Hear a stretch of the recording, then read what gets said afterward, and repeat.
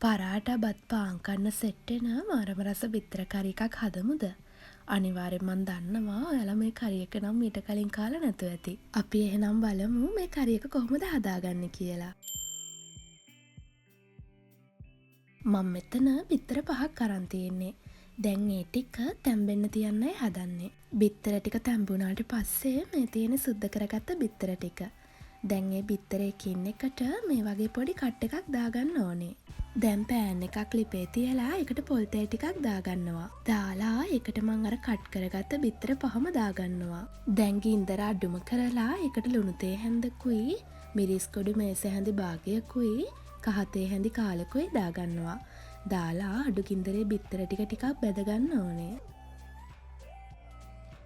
දැන් බිත්තර ටික බැදිලා ඉවරයි.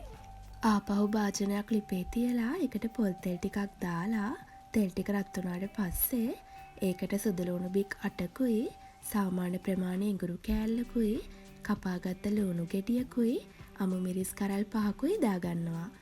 දාලා අඩු ගින්දරේ මේ ටික තෙම්පරාදු කරගන්න ඕනේ. ඊට පස්සේ මෙන්න මේ ගානට තෙම්පරාදු කරගත්ත මේ ටික බ්ලෙන්ඩර් කප් එකට දාගන්නවා. දාලා ඒකට රසායන ලුණු ටිකකුයි, කරපිංච ටිකකුයි දාලා මේක හොඳ පේස්ට් එකක් වෙනකම් බ්ලෙන්ඩර් කරගන්න ඕනේ. මේ තියෙන්නේ මං හදාගත්ත පේස්ට් එක. ඒක දැන් වෙනම භාජනයකට දාගන්නවා. දාලා අර බ්ලෙන්ඩර් කප් එකට වතුර ටිකක් දාගෙන ඒ ටිකත් මේ පේස්ට් එකටම දාගන්නවා. දැන් අපි බලමු බිත්තර කරි එක කොහොමද හදාගන්නේ කියලා. භාජනයක් ලිපේ තියලා ඒකට පොල් තෙල් මේස හැන්දක් දාගන්නවා.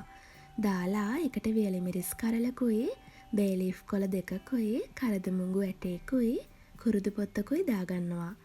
දාලා ඒකට මං අර හදාගත්ත පේස්ට් එකක් දාගන්නවා. ඊට පස්සේ ඒකට වතුර කෝප කාලක් දාගන්නවා.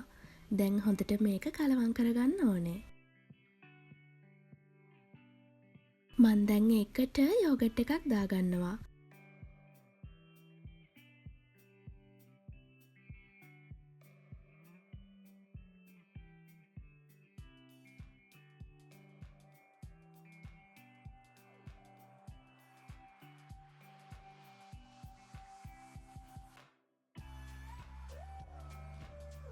දැන් මේක හොඳට නටාගෙන එද්දී මං අර බැදගත්ත බිත්තර ටික මේකට දාගන්නවා.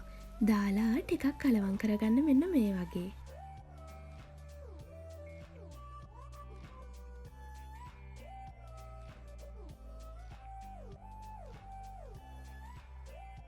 හරි, දැන් මම මගේ ස්පයිසි බිත්තර කරි එක හදන් ඉවරයි.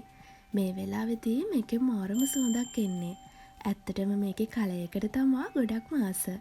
ඔයාලත් හදලා රස බලලා මටත් කියන්නකෝ. ඒ වගේම මේ වගේ වීඩියෝ දාපු ගමන් දැනගන්න මගේ පුංචි කිචන් YouTube channel එක subscribe කරලා තියාගන්න. එහෙනම් තවත් මේ වගේ රසවත් රෙසිපියක් අරන් ආයිමත් මං එන්නම්.